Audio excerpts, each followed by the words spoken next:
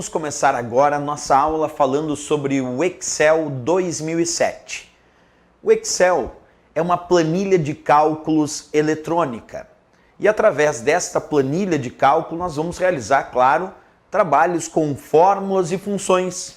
Quer dizer, é uma planilha de cálculos porque basicamente utilizamos o Excel para realizar cálculos através de planilhas. Então aqui eu tenho uma planilha do Excel 2007. Essa planilha é composta por células e o nosso primeiro esforço, nosso primeiro entendimento, nossa primeira tentativa para explicar aqui o Excel de forma mais direcionada para as provas de concurso é que a gente consiga aprender como trabalhar com essas fórmulas e funções.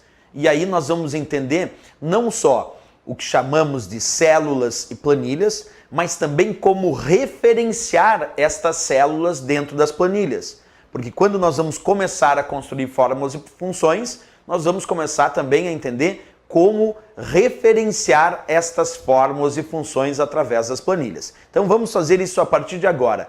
Entender como referenciar células dentro de uma planilha para construir as fórmulas e funções. Acompanha comigo então a partir de agora. Primeiro ponto importante, quando nós trabalhamos com as planilhas, temos que observar que as colunas são identificadas por letras e as linhas destas planilhas vão ser identificadas por números.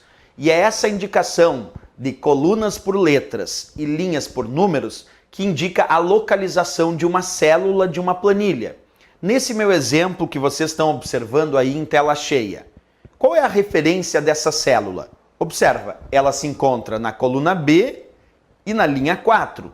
Então eu vou indicar que a referência dessa célula é a célula B4, justamente porque ela é o encontro da coluna B com a linha 4. Vamos fazer uma pequena modificação, vamos colocar agora o foco nesta célula que está na coluna A e está na linha 3. Esta então eu vou chamar de célula A3, porque ela se encontra justamente na coluna A e na linha 3. Pois bem, é assim que nós vamos referenciar as células dentro de uma planilha para realizar os cálculos com as fórmulas e funções. Então, primeiro vai a indicação da coluna e depois a indicação da linha. Mas já vamos observar isso e testar logo aí no trabalho prático.